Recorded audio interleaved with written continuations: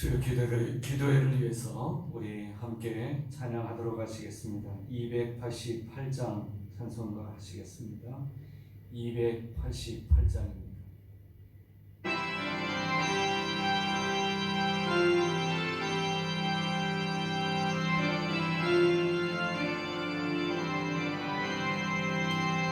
예수 나의 구주 삼고 성령과 비로소 거듭나니 이 세상에서 내 영혼이 하늘의 영광 보리라.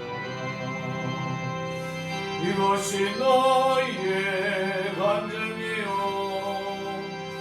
이것이 나의 찬송이세. 나 사는 동안 끊임없이 구주를 찬송하리로라.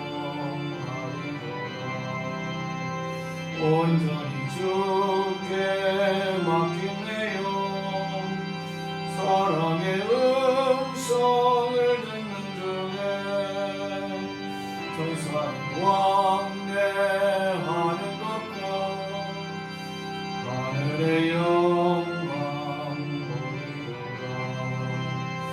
이것이 너의 간증이요 이것이 나의 찬송이세. 나 사는 동안 끊임없이 구주를 찬송하리로라. 주 안에 기쁨 누림으로 마음의 풍랑이 잔잔하니 세상과 나는 간곳 없고 구속한 주만 보리로라. 이것이 너의 간증이요 이것이 나의 찬송이세. 나 사는 동안 끊임없이 구주를 찬송하리로라.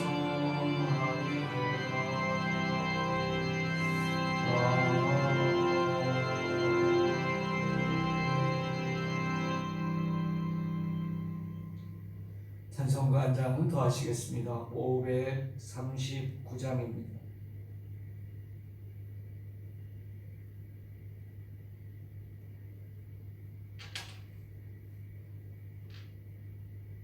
(539장) 너 예수께 조용히 나가.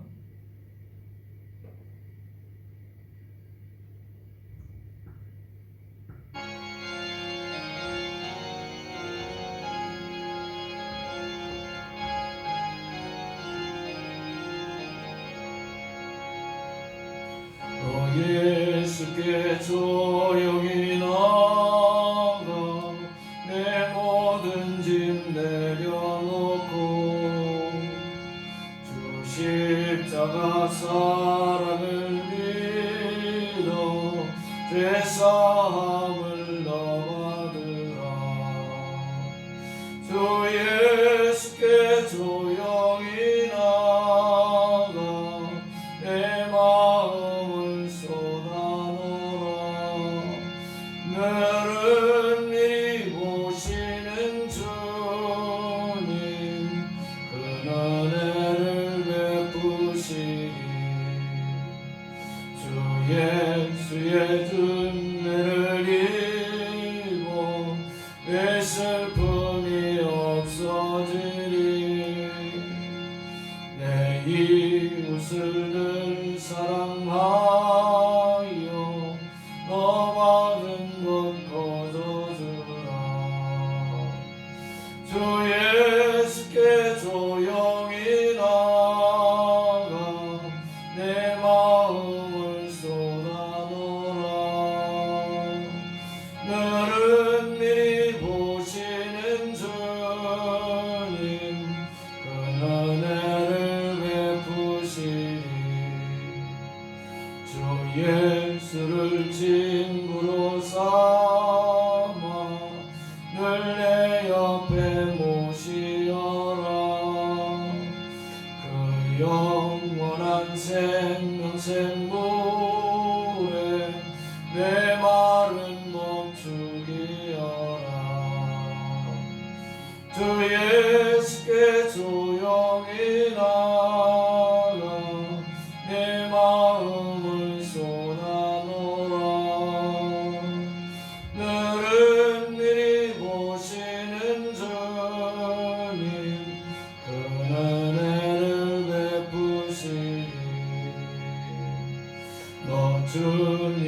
사귀어 살면 새 생명이 넘치리라.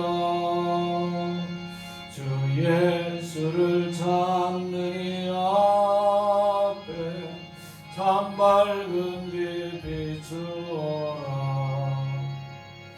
주 예수께 조용히 나가 내 마음을 쏟아놓으라.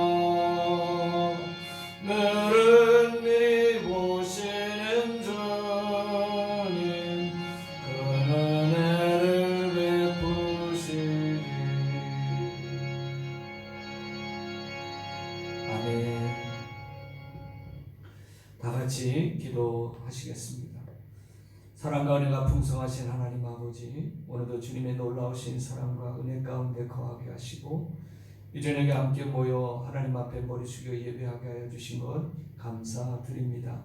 영광 받아 주옵소서. 하나님의 은혜와 사랑으로 충만케 채워주시기를 원합니다.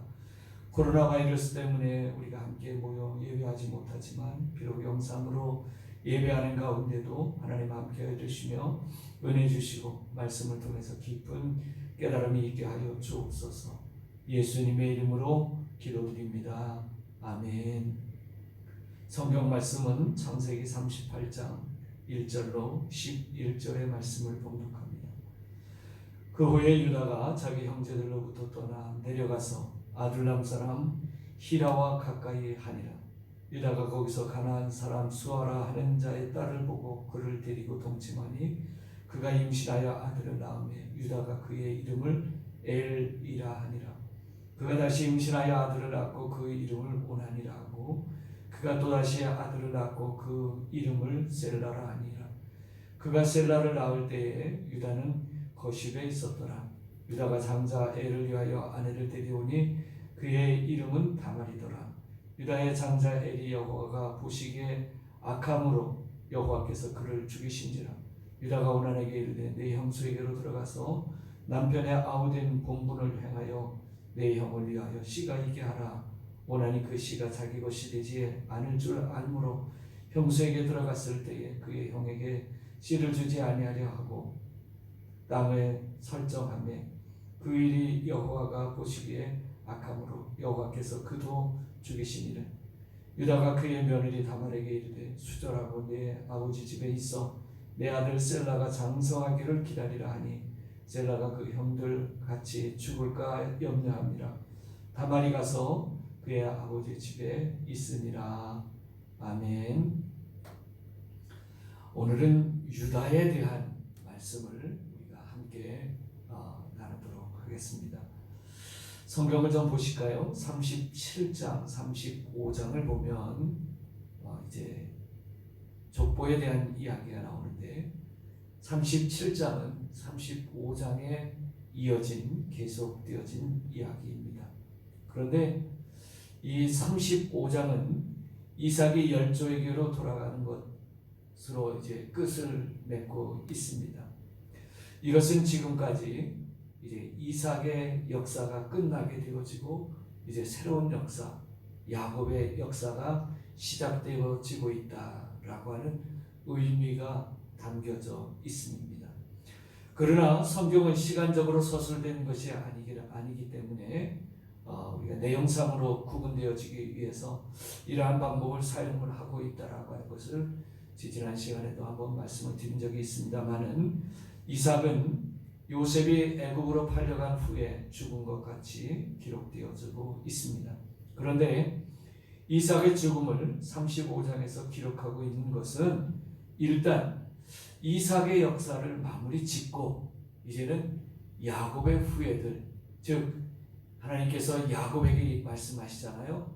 이제는 내 이름을 야곱이라 하지 말고 이스라엘이라 하라 라고 해서 야곱의 후예들, 즉 이스라엘의 역사에 대한 기록을 시작하고 있다라고 하는 것을 우리가 알 수 있게 되어집니다. 그래서 이제부터의 관심은 이스라엘, 곧 하나님의 백성들에게 대한 그러한 역사라고 하는 것을 우리가 기억하고 여기에 관심을 기울여야 할 줄로 압니다. 그래서 37장 2절 말씀에 보면 야곱의 족보는 이러하니라 라고 하면서 시작되어지고 있는 것을 보게 되어집니다. 자, 그동안 우리는 레아와 라헬, 야곱의 부인들이죠.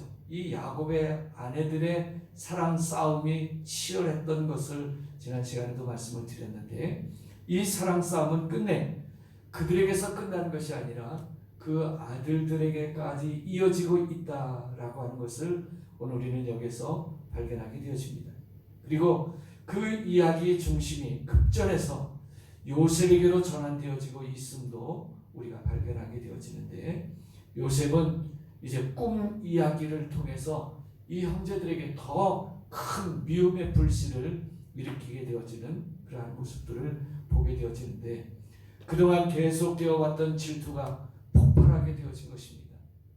그 결과 요셉은 은 20에 이스마엘 사람들에게 팔려가게 되어지고, 요셉은 극렬한 형들에 의해서 죽게 되어졌지만, 유다가 아주 적극적으로 나서서 만류하는 바람에 이제 목숨은 구할 수 있었던 것을 발견하게 되어집니다. 그리고 이어서 무대는 바뀌어서 요셉에게서 유다에게로 초점을 바꾸게 되어지는 것을 보게 되어지는데, 즉 유다가 그의 자부 다말과 상관해서 쌍둥이 아들을 낳게 되어졌다라고 하는 좀 부끄럽고 불미스러운 그러한 이야기를 우리가 접하게 되어집니다. 37장과 38장에 있는 일련의 사건들을 우리가 접하면서 어떻게 이스라엘의 12지파의 족장들이 그와 같은 일들을 행할 수 있을까 하는 아주 의구심을 감출 수 없게 되었습니다. 베라를 형제라고 하지만 한 피를 이어받은 형제들이었는데도 불구하고 팔아버릴 수 있을까라고 하는 것, 또 파렴치하게도 아버지 앞에 가서 그 동생이 들짐승에게 찢겨 죽었다라고 거짓말을 고한다라고 하는 이러한 점을 보게 되어질 때 정말 이해하려고 아무리 애를 써도 이해하기 어려운, 납득이 가지 않는 그러한 내용들입니다. 그런데 이 사건을 통해서 먼 훗날 자기들을 극진한 그러한 기약 가운데에서 구원하기 위한 하나님의 깊은 섭리가 담겨 있으리라고 하는 것은 아무도 꿈도 꾸지 못했던, 상상조차 할 수 없었던 그러한 일들이었다라고 하는 것입니다. 그리고 유다 이야기도 또한 쉽게 납득할 수 없는 그러한 이야기입니다. 어떻게 유다, 그는 적어도 약속의 자녀이며 천만인의 두령이로 이스라엘의 두령이 되어질 사람이었는데도 불구하고 가나안 여인을 취해서 결혼할 수 있게 되어졌느냐라고 하는 이 문제도 얼른 납득하기 어려운데, 자기 자부와 상관하게 되어서 이제 아이를 낳게 되어졌다라고 하는 그러한 이야기를 성경에 아주 장황하게 기록하고 있다라고 하는 것도 참 이해하기 어려운 그러한 모습이기도 합니다. 유다와 큰아들 엘이 죽자 다말에게 둘째 아들 오난을 들여보낸 것은 수혼법, 즉 후사가 없이 남편이 죽을 경우에는 그 동생이나 아니면 가장 가까운 친족이 대신 들어가서 후사를 잇게 하는 법을 수혼법이라고 하는데, 여기에 따라서 유다도 둘째 아들 오난을 이제 다말에게 들여보내게 되어집니다. 그런데 이 오난은 너무나도 꾀가 많은 사람이었습니다. 다말에게 들어가서 낳을 아들이 자기의 후사가 되어질 것이 아니라 형의 후사가 되어질 것이라고 하는 생각 속에서 이것이 너무나도 싫었던 겁니다. 그래서 그만 땅에 설정해버리고 말게 되어졌는데, 결국에는 하나님께서 그 행위를 악하게 보셨고, 이 악하게 보게 되어진 오난은 하나님께로부터 죽임을 당하게 되어지는 모습을 봅니다. 이 수혼법은 이스라엘에게 아주 중대한 의미가 있습니다. 후사가 끊어진다라고 하는 것은 그 가문이 멸절되어지는 것이기 때문에 하나님의 약속에 근거하고 있는 이스라엘의 후사의 출생은 곧 하나님 약속의 성취인 것이므로 어느 상황에서든 그 후사가 끊어지지 않도록 하나님께서 배려해 주신 아주 특별한 법이었다라고 하는 것입니다. 그런데 오난이 이 법을 어겼으므로 결국 엘의 가계가 끊어지게 되어지고, 엘의 가계가 하나님의 백성 중에서 단절되게 되어짐으로 말미암아 그 행위는 정말 씻을 수 없는 큰 행악으로 드러나게 되어져 버리고 말았습니다. 그래서 하나님은 오난을 죄 없다 아니하시고 그를 죽게 하셨던 것을 보게 되어집니다. 그러자 유다에게는 또 다른 아들이 하나 있었죠. 셋째 아들 셀라가 있었는데 이 셋째 아들 셀라 역시 다말과 상관하다가 혹시 죽을까 하는 두려움이 생기게 되어져서 셀라가 아직 어리니 다말에게 친정으로 돌아가서 아버지 집에 수절하며 지켜 기다리라고 이야기하고 있습니다. 그러나 셀라가 장성한 뒤에도 다말과 관계를 맺지 못하도록 하게 되어지자 다말은 스스로 면박을 취하고 유다를 유혹하게 되어집니다. 그래서 결국에는 유다와 관계를 맺게 되어지고 베레스와 세라라고 하는 아들을 낳게 되어집니다. 이러한 이야기는 정말 성경에 기록하기에 너무나도 부끄럽고 뜨거운 그러한 이야기들이었는데도 불구하고 여기 이렇게 기록되어져 있습니다. 여기에는 하나님의 깊으신 섭리가 담겨져 있기 때문에 성경은 자세하게 이 사실들을 기록해 놓고 있습니다. 그것을 바로 유다의 허리에서 인류의 구세주이자 아담, 노아, 아브라함의 언약의 성취자가 되실 메시아가 나와야 하겠기 때문에 하나님께서는 성경의 이 부끄러운 이야기들을 장황하게 이야기해 주고 계신 것을 보게 되어집니다.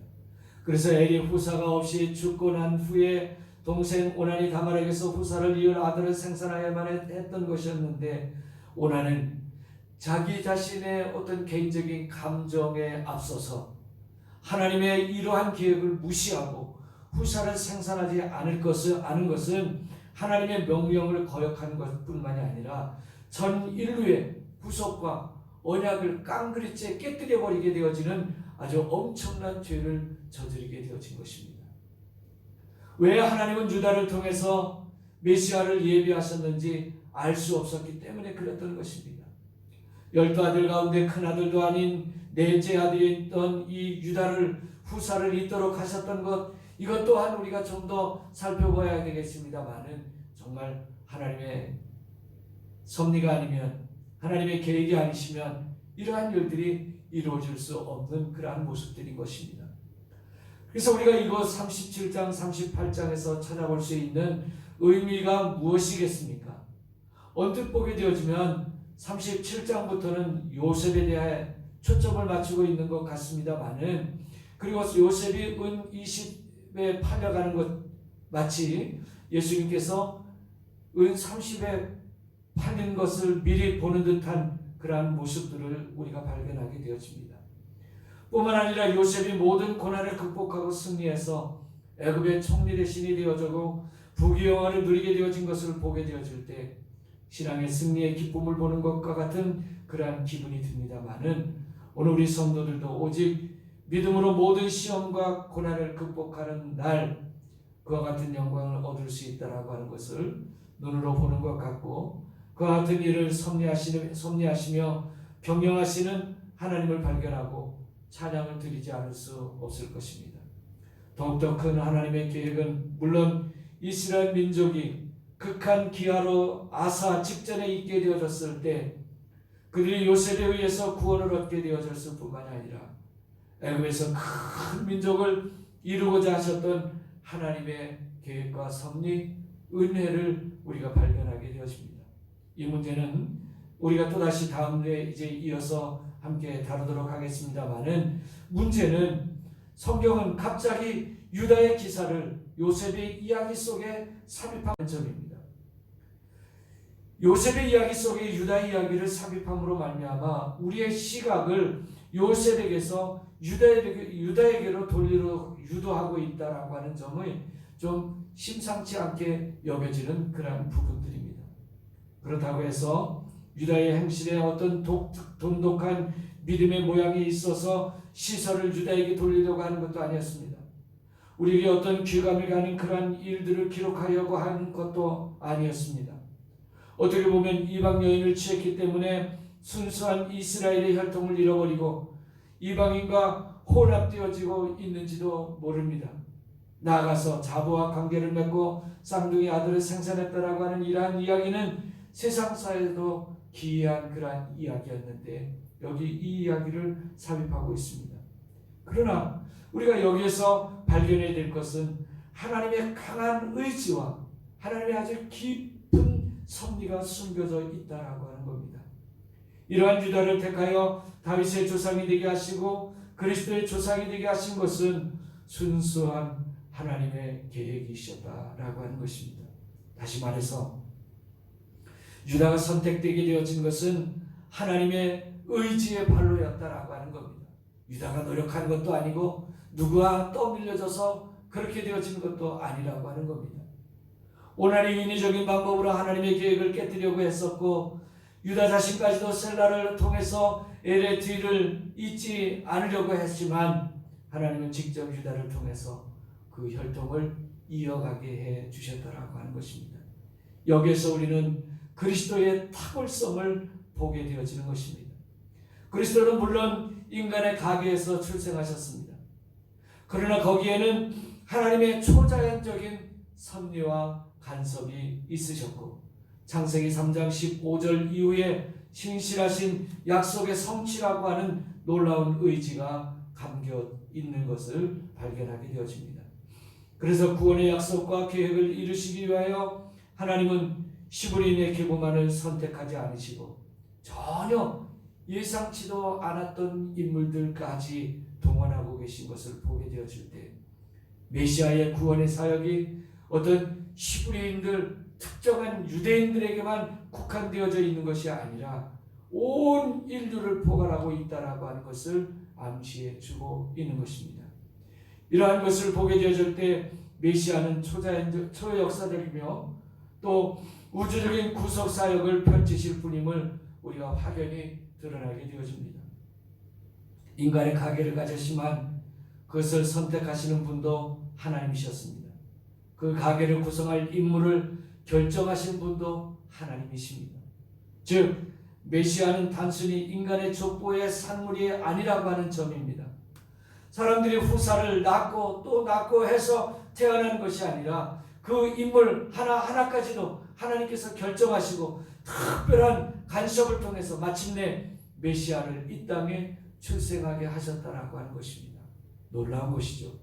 이 점이 곧 우리 인간과 다른 출생을 가지신 메시아의 탁월성을 이야기해 주고 있는 것입니다. 바로 그분 메시아를 통해서 예비하신 구원의 반석 위에 오늘 내가 선택되어졌다라고 하는 것입니다. 하나님께서 어느 날 제비를 뽑아서 나를 선택한 것이 아닙니다. 하나님은 나를 구원의 반열에 오르도록 하기 위해서 수천 년 전부터 이처럼 역사를 이끌어 오셨고 또 준비해 오셨던 분이 우리 하나님이십니다. 그렇기 때문에 우리의 구원이 값이 있는 것일 뿐만이 아니라 그 어떠한 것으로도 사거나 바꿀 수 있는 것이 아니라고 하는 사실을 우리가 기억하며 우리는 이 구원의 감격 속에서 기뻐하며 자랑할 수밖에 없는 그러한 삶인 줄로 믿습니다. 그래서 우리는 이것 때문에 우리가 목숨을 걸고라도 하나님의 말씀을 쫓아 살아가야 될 뿐만이 아니라 말씀 따라 행하는 그러한 삶이 되어져야 할 것입니다. 나의 구원은 하루아침에 이루어진 것이 아닙니다. 지금까지 말씀을 드린 것처럼 수천 년 전부터 하나님께서 계획하시고 섭리하시고 간섭하심으로 오늘 나에게까지 이루어졌다라고 하는 겁니다. 이 삶을 보게 되어질 때 우리는 단순히 요셉에게만 하나님의 초점을 맞출 것이 아니라 약속의 시이며 언약의 중보자이신 예수 그리스도가 어떤 경로를 거쳐서 탄생하게 되어졌는가를 알 수 있는 이 유다의 계보에게도 눈을 돌려야 할 것입니다. 왜냐하면 성경은 메시아가 어떻게 우리에게 오셨는가를 기록하는 책이 성경입니다. 바로 메시아가 아담 그리고 노아 아브라함과 맺은 언약의 성취자임을 보여주는 책이기 때문인 줄로 믿습니다. 그 탁월한 계획 속에 메시아를 이 땅에 보내주시고 죽게 하시고 부활하게 하시는 하나님이 오늘 나를 지명하여 부르실 뿐만이 아니라 나를 향하여 너는 내 것이라고 하셨으니 얼마나 놀라운 은혜이며 축복인지 모릅니다. 또 큰 영광인 줄로 믿습니다. 이 영광을 올리며 살아 숨쉬는 순간순간마다 우리 하나님께 찬양 돌릴 수 있기를 주님의 이름으로 간절히 축원합니다. 기도하시겠습니다. 사랑과 은혜가 풍성하신 하나님 아버지, 우리를 구원하시기 위하여 수천 년부터 계획하시고 섭리하시고 간섭하시며 이끌어오신 놀라운 사실들을 오늘도 우리가 기억합니다. 하나님, 그러나 우리가 지금 당하고 있는 여러 가지 환난들, 여러 가지 위기와 염려와 걱정과 근심, 두려움과 불안함, 이 모든 것들도 하나님의 섭리하심 속에서 해방되게 하시고 우리가 여기서 풀려나 기쁨으로 구원의 주님을 찬양할 수 있는 은혜가 있게 하여 주시기를 간절히 기도드립니다. 하나님 아버지, 이 나라가 지금 대환란을 겪고 있습니다. 믿는 저희들이 하나님 앞에 엎드려 회개하며 기도하오니 하나님 용서하여 주시고 이 모든 것에서부터 깨끗하게 씻어 정하게 하여 주옵시기만을 간절히 기도드리옵나이다. 거룩하신 하나님 아버지, 온전히 주님을 섬기며 주의 영광을 드러내는 귀한 성도들의 삶이 되게 하시고 교회들이 되게 하여 주시고 하나님의 영광을 나타낼 수 있는 은혜와 성령으로 충만케 하여 주옵소서. 오늘도 하나님 앞에 예배하는 모든 성도들, 머리 숙여 기도하는 저들의 기도가 응답되게 하여 주시고 가정이 평안하게 하시고 저희 직장과 일터들이 복되게 하여 주시오며 이 나라와 민족도 하나님께서 불꽃 같은 눈초리로 지켜 보호하여 주옵소서. 예수님의 거룩하신 이름으로 기도드리옵나이다. 아멘. 찬송가 292장 하시겠습니다. 292장입니다.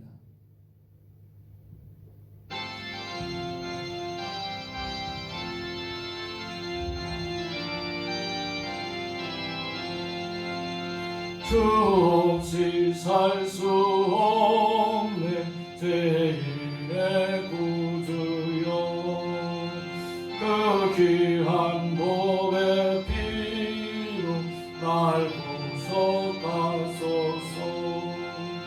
구주의 사랑으로 흘리신 보혈이 내 소망 나의 내 영광 됩니다. 주 없이 살 수 없네 나 혼자 모서리, 해먹고 부족하며 지혜도 없도다. 내 주는 나의 생명 또 나의 주님을 의지하여 지혜를 얻으리. 주 없이 살 수 없네 내 주는 아신다. 내 영의 깊은 강구 마음의 소원은 주밖에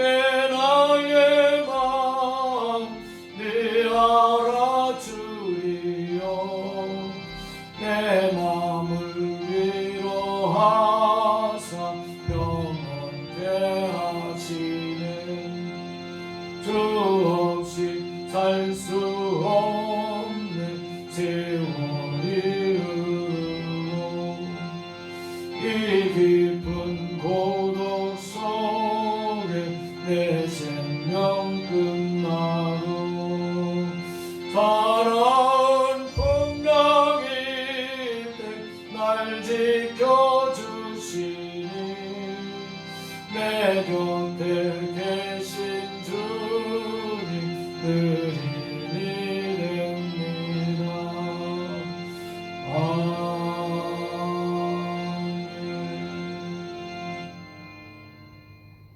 할렐루야. 반갑습니다. 코로나 바이러스 때문에 여러분들 얼굴을 뵌지 벌써 오래된 것 같습니다. 건강을 잘 지키시고 돌아오는 주일에는 11시에 우리 정상적인 예배를 드리도록 하겠습니다. 단 마스크를 꼭 착용하고 오시기를 바라고요. 예배당 들어오실 때는 꼭 손 세정제로 손을 씻으시고 들어오시기를 바랍니다. 물론 교회를 다 이렇게 방역하고 소독을 하겠습니다만은 그러나 모르기 때문에 우리가 철저하게 조심해야 할 것 같습니다. 또 감기 기운이 있으시다든지 아니면 타 지역에 여행을 다녀오신 분이 계시다고 한다고 하면 좀 자제해 주셨으면 좋을 것 같습니다. 그리고 새벽 기도도 다음 주부터는 그냥 정상적으로 5시에 모여서 새벽 기도 하도록 하겠습니다. 그렇게 하시고 여러분 함께 기도하시면서 동참해 주시기를 바라고요. 감기 들지 않도록 건강에 주의하시고 또 외부인들 만나는 일들에 조금만 좀 더 신경을 쓰시고 조심해 주시면 감사하겠습니다. 또 우리가 사순절 기간을 지금 지내고 있는데 예수님께서 우리를 위하여 십자가 지시고 고난당하신 것을 기억하면서 우리가 함께 절제하고 경건의 삶을 살아갈 수 있는 그런 좋은 기회가 되어질 수 있기를 주님의 이름으로 부탁을 드립니다. 주일 낮에 뵙도록 하겠습니다. 우리 주님 가르쳐 주신 기도 드리도록 하겠습니다. 하늘에 계신 우리 아버지여, 이름이 거룩히 여김을 받으시오며 나라가 임하시오며 뜻이 하늘에서 이루어진 것 같이 땅에서도 이루어지이다. 오늘 우리에게 일용할 양식을 주시옵고 우리가 우리에게 죄 지은 자를 사하여 준 것 같이 우리의 죄를 사하여 주시옵고 우리를 시험에 들게 하지 마시옵고 다만 악에서 구하시옵소서. 대개 나라와 권세와 영광이 아버지께 영원히 있사옵나이다. 아멘.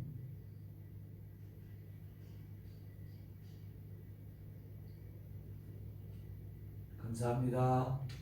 사랑합니다. 축복합니다.